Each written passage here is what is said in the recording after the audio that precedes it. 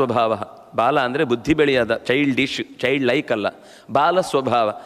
ಇಷ್ಟು ದೊಡ್ಡವನಾಗಿ ಇಡೀ ದೇಶದ ಇಷ್ಟೆಲ್ಲ ಹರವುಗಳನ್ನು ತಿಳಿದು ಜನಸ್ಥಾನಕ್ಕೆ ಬೇಕಾದಷ್ಟು ಕಳಿಸಿದ್ದಿ, ಭಾರತವನ್ನು ನಿನ್ನ ವಶಕ್ಕೆ ತಂದುಕೊಳ್ಳುವಂತಹ ದೂರದೃಷ್ಟಿಯನ್ನು ಇಟ್ಟುಕೊಂಡು ವ್ಯವಸ್ಥೆಯನ್ನು ಮಾಡಿದ್ದು ಇದೆ. ಆದರೆ ಅದು ಏನಾಯಿತು, ಕೆಲವೊಮ್ಮೆ ಯೋಜನೆ ಹಾಕುವಾಗ ಘೋಷಣೆ ಅಂತೂ ಆಗಿಬಿಡುತ್ತೆ, ಆಮೇಲೆ ಏನು ನಡೆಯಿತು, ಅದು ದುಡ್ಡು ಕೊಟ್ಟದ್ದು ಎಷ್ಟು ಕೆಲಸ ಆಯಿತು ಅಂದರೆ, ಈಗ ದಾನವಾಗಿ ಕೊಟ್ಟ ಮೇಲೆ ಪ್ರಶ್ನೆ ಹಾಕಲಿಕ್ಕಿಲ್ಲ, ಅದು ದಾನ ಮುಗೀತು. ಮತ್ತೆ ಕೇಳ್ತೇವೆ ಅಂದರೆ ನಾವು ಮೂರ್ಖರಾಗ್ತೇವೆ, ಕೊಟ್ಟದ್ದೇ ವ್ಯರ್ಥ. ಆದರೆ ನೀವು ಯಾವುದೋ ಒಂದು ಯೋಜನೆಗೆ ಕೊಟ್ಟಿದ್ದೀರಿ ಅಂತ ಇಟ್ಕೊಳ್ಳಿ, ಹೀಗೊಂದು ಅಂದರೆ ನೀವು ಅಧಿಕಾರದಲ್ಲಿ ಇದ್ದು ಬೇರೆ ಯಾರೋ ನಿಮ್ಗೆ ಕೊಟ್ಟಾದ್ಮೇಲೆ ನಾವೇನಾದರೂ ಮಾಡ್ಕೊಳ್ತೇವೆ ಅಂತ ಅವರು ಮೊದಲೇ ಹೇಳಿಬಿಟ್ಟಿದ್ರೆ ನೀವು ಮತ್ತೂ ಕೇಳುವ ಹಾಗಿಲ್ಲ.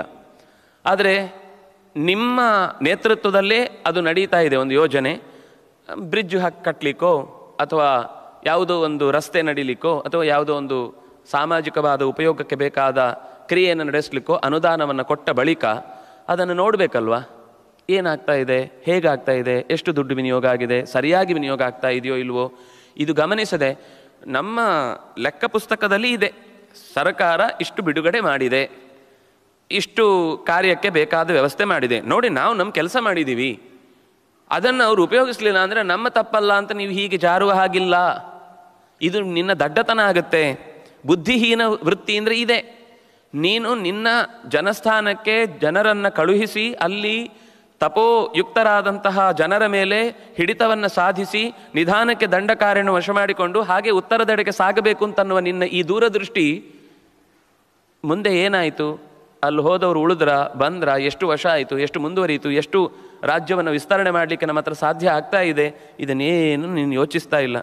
ಜ್ಞಾತವ್ಯಂ ನತು ಜಾನೀಶೇ, ಅಲ್ಲೆಲ್ಲೋ ಏನೋ ಒಂದು ವಿಶಿಷ್ಟವಾದ ಕಾರ್ಯ ಆಯಿತು, ಅದು ನಿನಗೆ ತಿಳಿಯದೇ ಇದ್ರೂ ಉಪಯೋಗ ಇಲ್ಲ, ತಿಳಿದ್ರೂ ಉಪಯೋಗ ಇಲ್ಲ ಅಂತಾದರೆ ತಿಳಿಯದೇ ಇದ್ದರೆ ತೊಂದರೆ ಇಲ್ಲ. ನಮಗೆ ಇವತ್ತೇನು ಅಂದರೆ ನ್ಯೂಸ್ನ ಹೆಸರಿನಲ್ಲಿ ಯಾವುದು ತಿಳ್ಕೊಳ್ಳುವ ಅಗತ್ಯ ಇಲ್ಲೋ ಅದನ್ನೇ ದೊಡ್ಡ ವಿಷಯ ಅಂತ ಮಾಡಿರ್ತಾರೆ.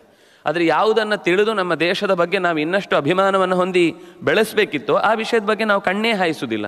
ಯಾರು ನಿಜವಾಗಿ ಸಾಮಾಜಿಕ ಕಳಕಳಿಯಿಂದ ಕಾರ್ಯ ಮಾಡ್ತಾನೆ ಅಂಥವನ ಬಗ್ಗೆ ಏನು ಮಾತಾಡುವುದಿಲ್ಲ.